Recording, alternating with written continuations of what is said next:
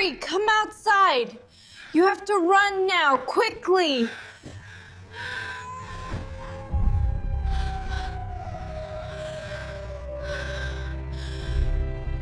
Please don't do this. Let us help you. I'm sorry, I can't stay here anymore. This is not the way. When I found out I was pregnant, the first people I imagined telling were my parents. Not my friends. Not social media. Not even extended family. My parents. I pictured my mother crying the way she did at sentimental commercials. I pictured my father pretending to stay composed while secretly Googling the safest cribs. I imagined Sunday dinners turning into conversations about baby names, nursery colors, and who the baby would look like. For a brief, fragile moment, I thought this baby might bring us closer. My relationship with my parents had always been complicated. Loving, but conditional. Supportive, but with fine print. They had opinions about everything: my job, my partner, the city I moved to, the timing of my life. But I believed this would soften them. A baby has a way of dissolving tension. Or at least, that's what I told myself. When I told them I was pregnant, there was silence on the other end of the phone. Not the shocked kind. The measured kind. My mother was the first to speak. Her voice was controlled, careful. She asked if it was planned. She asked if I was ready. She asked practical questions that sounded less like excitement and more like assessment. My father said congratulations, but it felt rehearsed. Still, I ignored the heaviness. I convinced myself they just needed time. They'd adjust. Once the baby was here, everything would change. I carried that hope through every trimester. Through morning sickness and swollen ankles. Through sleepless nights and quiet fears. Through the ultrasound appointment where I saw his tiny heartbeat flicker on the screen for the first time. I sent them the picture. Waited for their reaction. My mother responded with a single heart emoji. My father didn't respond at all. I told myself they were busy. I kept updating them anyway. I shared photos of the nursery I was painting. I told them about the first time I felt him kick. I invited them to the baby shower. They didn't come. There was always a reason: scheduling conflicts, travel plans. We'll celebrate later. Later never came. When I went into labor, I texted them from the hospital. My hands were shaking between contractions, but not just from pain. I wanted them to show up. I wanted my mother in the room telling me I could do this. I wanted my father pacing the hallway, anxious and protective. They said they would pray for me. They didn't come. When my son was born, everything else disappeared. The room, the exhaustion, the disappointment. It was just him, tiny fingers curling around mine, soft breaths against my chest, a face that felt like destiny. In that moment, I understood something I had never understood before: love without conditions. I held him close and whispered promises I hadn't even known I was capable of making. I would protect him. I would choose him. I would never make him feel unwanted. I sent my parents a picture within an hour of his birth. No response. I told myself they were sleeping. The next morning, my mother texted, "He's cute." That was it. No call. No FaceTime. No. "How are you?" No. "When can we come?" He was their first grandchild. And they were treating him like a distant acquaintance. When we finally came home from the hospital, I called them again. I tried to keep my voice steady. I invited them to come meet him. I told them they could stay as long as they wanted.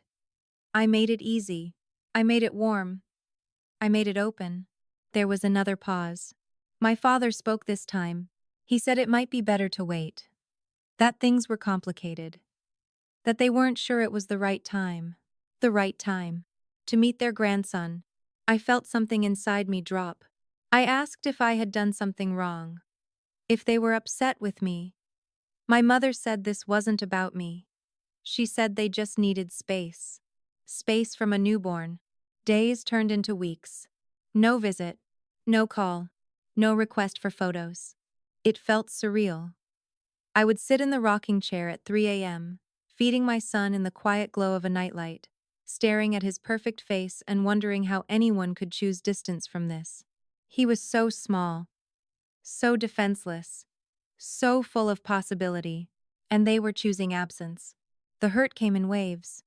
Some days I told myself I didn't care, that I didn't need their approval to be a good parent.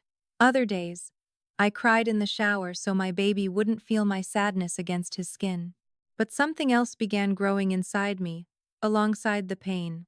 Protection. The first time I realized I didn't want them holding him, unless they truly wanted him, was the moment everything shifted. I stopped chasing them for attention. I stopped sending updates they didn't respond to. I stopped trying to manufacture excitement on their behalf.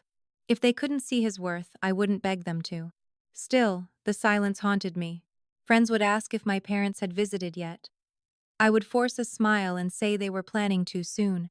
I didn't want to admit the truth out loud, because the truth sounded unbelievable. My parents were refusing to meet my baby, not because of distance, not because of illness, but because they didn't want to. Late at night, when the house was quiet and my son slept peacefully beside me, I replayed every conversation leading up to this, every comment they made about my partner, every criticism about my choices, every moment they hinted that my life wasn't unfolding the way they had planned. Was this punishment? Was this control? Or was it something else? The confusion hurt almost as much as the rejection. I looked down at my baby one night, tracing the curve of his cheek with my fingertip, and felt a fierce clarity settle over me. He would never have to earn love in this house. He would never feel like a disappointment for existing. If my parents wanted distance, they could have it, but they would not get access without intention. I thought they were just being cruel, until I realized they were avoiding something. At first, I told myself their absence was stubbornness. Then I told myself it was pride. Then I told myself it was temporary. But the longer they stayed away, the harder it became to ignore the pattern. My parents had never withdrawn without purpose. Silence in our family was never random. It was strategy. And once I stopped waiting for them to change, I started remembering. The conflict hadn't started with my baby. It had started long before. When I told them I was serious about Ethan, they were polite but distant. They asked about his background before they asked about his character. They asked about his job before they asked how he treated me. My father once referred to him as that situation, instead of by name. When we moved in together before getting married, their disappointment wasn't loud, but it was sharp. My mother asked if I was thinking long term. My father said I was making decisions that would be difficult to undo. They didn't scream. They predicted. That was their way. When I announced my pregnancy, I remember my father asking one question that lingered longer than it should have. Are you sure this is what you want right now? Not are you happy. Not are you healthy. Are you sure? As if my child was a risk assessment. There were other small moments I had brushed aside at the time. My mother commenting that babies deserve stability. My father reminding me how important family reputation was. The subtle emphasis on doing things the right way. The right way, which, translated, meant their way. I started replaying those conversations in the quiet hours while rocking my son to sleep. Their refusal to meet him suddenly felt less like emotional distance and more like protest. But protest against what? Against my timing? Against my partner? Against the fact that I hadn't followed the script they had written for my life? The clues were subtle, but they were there. When I invited them again to come visit, my mother didn't say no directly. She said they needed to feel comfortable first. She said certain conversations needed to happen. She said we needed to clear the air. Clear the air about what? She never said. My father once told me, almost casually, that actions have consequences. It didn't feel like advice. It felt like a warning. I began to understand something uncomfortable. They weren't staying away from my baby. They were staying away from me. This was leverage. A way to make me bend. To apologize. To reconsider something they never approved of. Their absence wasn't grief. It was control. But control over what? I thought about the comments they had made about Ethan's family. About his different upbringing. about how people talk. I remembered the way my mother once worried out loud about how certain choices reflect on everyone. Family reputation had always been sacred in our house. Appearances mattered. Community opinions mattered. The idea of doing something that didn't align with their expectations felt, to them, like rebellion. And what is a baby born outside their timeline if not proof that I didn't wait for permission?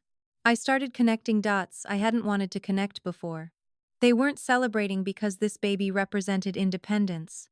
He represented a life decision they didn't orchestrate. And perhaps worse, he represented permanence. If they embraced him, they were accepting the path I chose without their blessing. So they withheld. But there was something deeper beneath that. One afternoon, a family friend called to check on me. Her voice was hesitant. She asked gently if everything was okay between me and my parents. I asked what she meant. There was a pause. She said she had heard some things. That my parents were concerned. That they were worried about the situation. The situation. The word echoed in my mind. Concerned about what? She hesitated again before saying they weren't sure if Ethan was ready to be a father. That they had doubts about stability. That they felt things were rushed. Rushed. As if my son were an impulse purchase. I felt heat rise to my face, but beneath it was something colder. Were they ashamed? Ashamed of the timing? The circumstances? The fact that I hadn't done it in the order they preferred? And then another possibility crept in, one I didn't want to entertain. Paternity. My father had once made an offhand comment about how complicated modern relationships can be. At the time, I dismissed it. Now it felt loaded. Were they questioning whether Ethan was even the father? Was their refusal to meet him their way of withholding validation until something was proven? The thought made my stomach twist. Because if that was true, this wasn't just about control. It was about doubt. Doubt in my character. Doubt in my choices. Doubt in the legitimacy of my child. I began noticing how carefully they avoided specifics. They never asked about his health. They never asked who he looked like. They never referred to him by name. It was always the baby, detached, clinical, as if refusing to personalize him made it easier to keep distance. One evening, while scrolling through messages, I noticed something else. My cousin had commented under a family post asking when my parents were going to visit their grandson. My mother had replied vaguely that there are complications. Complications. That word felt heavy with implication. I stared at it for a long time. Complications suggested scandal. Complications suggested uncertainty. Complications suggested something they didn't want fully acknowledged. That was when it hit me. They weren't just staying away because they were hurt. They were crafting a narrative. A version of events where their absence wasn't cruelty, but caution. Where their distance wasn't punishment, but principle. And in that narrative, my baby wasn't an innocent life. He was a consequence. The realization made my chest tighten with something fiercer than sadness. Anger. But beneath the anger was fear. If they were willing to rewrite the story of his existence to protect their image, what else were they saying? And then I heard what they were telling other people about my baby. And it made my blood run cold. For weeks, their silence felt intentional, measured, strategic. I had stopped reaching out. Stopped sending photos they never acknowledged. Stopped trying to convince them that my son was worthy of their presence. I told myself I didn't need them. That my baby didn't need grandparents who saw him as a complication instead of a blessing. And then everything flipped. It wasn't dramatic at first. It started with a fever. My son was barely 3 months old when his skin turned warmer than usual in the middle of the night. At first, I thought it was nothing. Babies run warm sometimes, but when I pressed my lips to his forehead and felt heat radiating through him, my stomach dropped. By 2 a.m., we were in the emergency room. Hospitals at night have a different kind of silence. Fluorescent lights, quiet footsteps, monitors humming like distant alarms. I held him against my chest while nurses checked his vitals, trying to keep my voice steady as they asked questions. He was so small in that oversized hospital bed, wires taped gently to his skin. I had never felt fear like that before. Not for myself. For him. The doctors said it was likely a viral infection. They said babies his age are vulnerable. They said we had come in at the right time.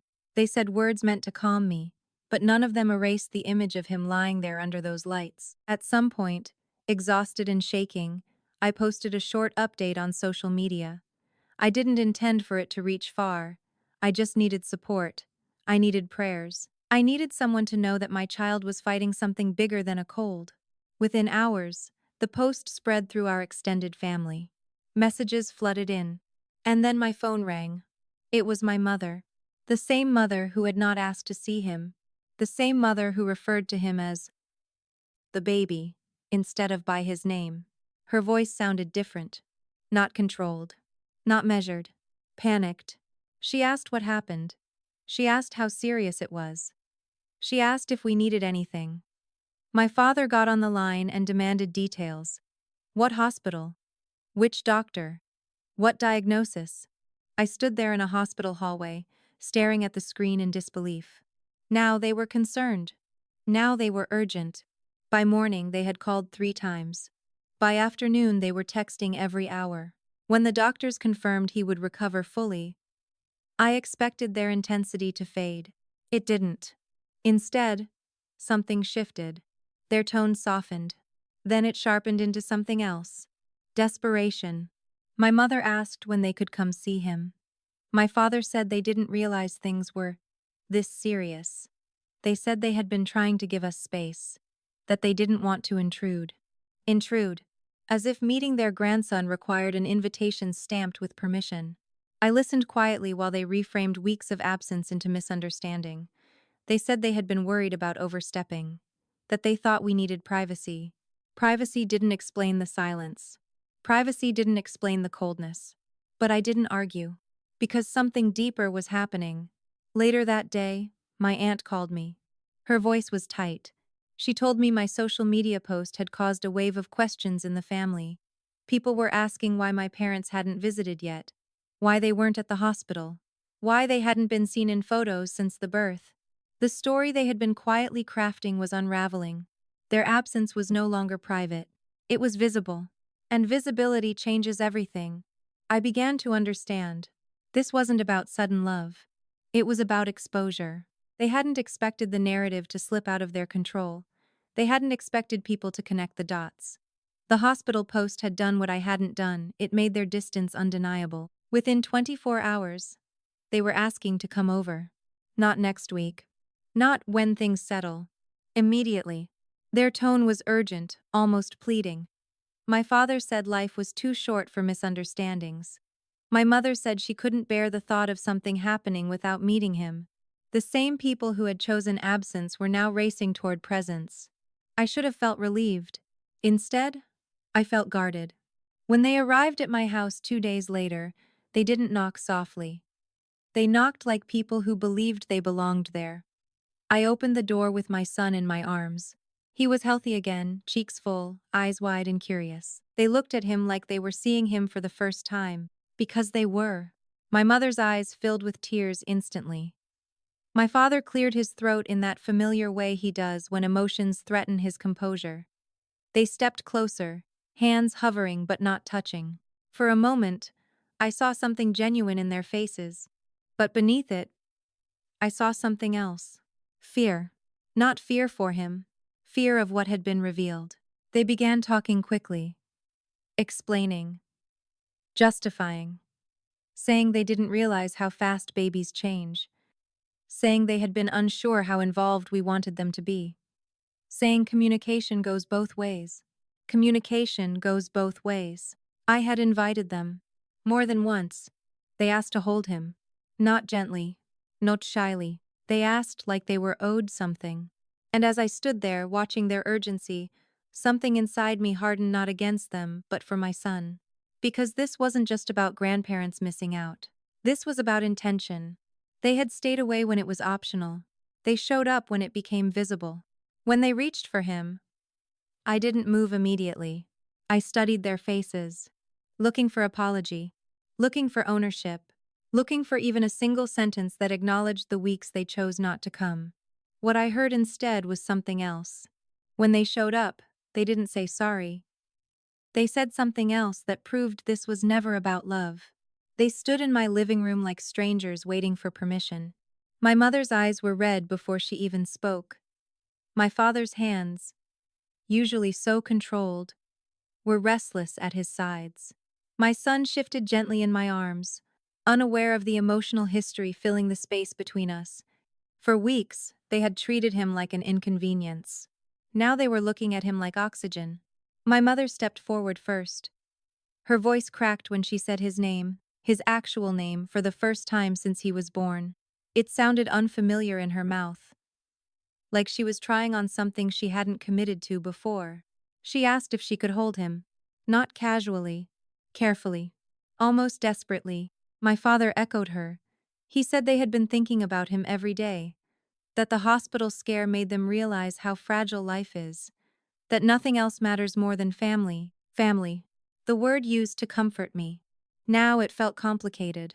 Because where had family been at 3 a.m. when I was rocking him alone?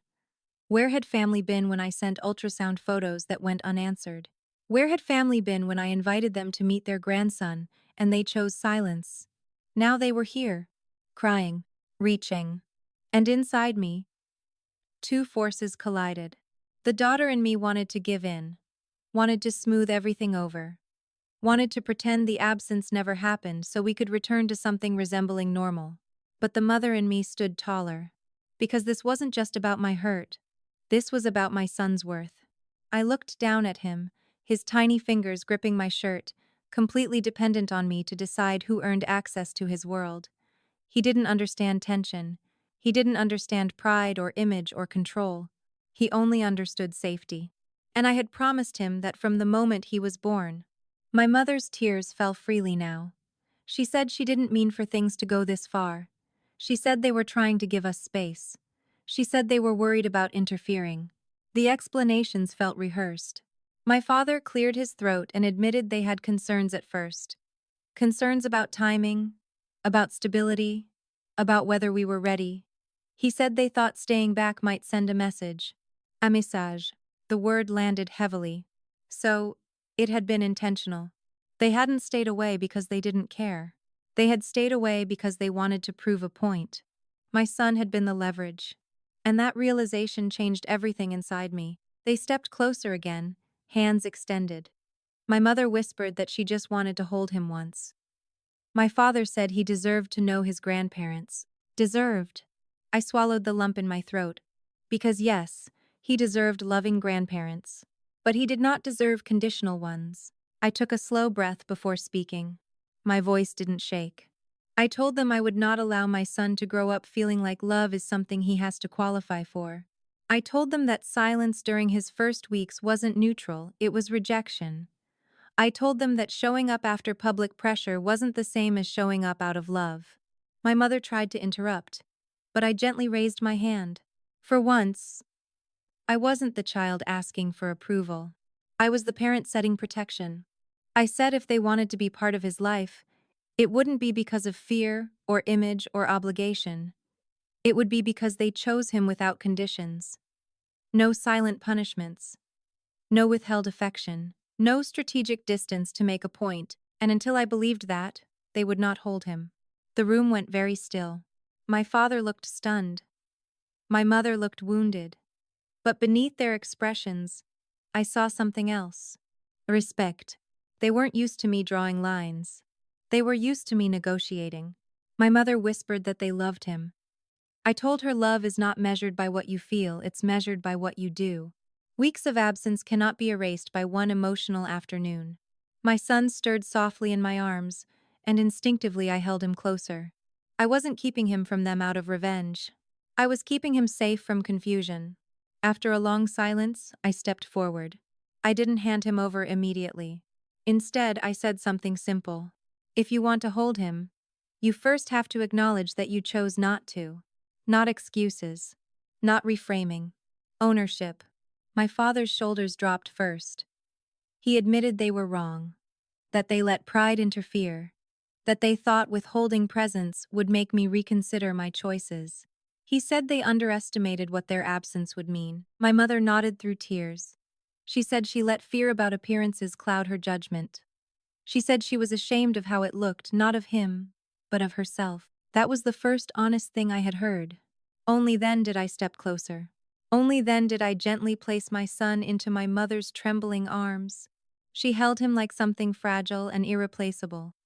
My father stood beside her, staring at him as if realizing for the first time that this tiny human wasn't a statement or a consequence. He was a life. But as I watched them, I understood something deeper. They weren't just learning his worth, they were learning mine. Because for the first time, I didn't bend to keep peace. I chose protection over approval. I chose dignity over desperation. They reached for him like they finally understood his worth, but I made sure they understood mine first. Ab mouche above script ka, strong hook right. Kr do. When I gave birth to my son, I thought my parents would be the first ones at the hospital door. Instead, they refused to meet him. No visit, no call, no explanation that made sense. They said they needed space. From a newborn, I sent them his ultrasound. Silence. I sent them his first photo. One word reply. I invited them to hold their grandson. They declined. For weeks, it felt like my baby didn't exist to them. And I kept asking myself the same question at 3 a.m. while rocking him to sleep. How can grandparents reject a child who hasn't even learned to speak yet? But then something happened. A hospital visit. A post that exposed the truth. And suddenly the same parents who wouldn't come near him were begging to hold him. Crying. Explaining. Reaching. That's when I realized this was never just about my baby. It was about control. About image. About proving a point. And the day they showed up at my door asking to hold him was the day I finally chose who deserved access to my child and who didn't.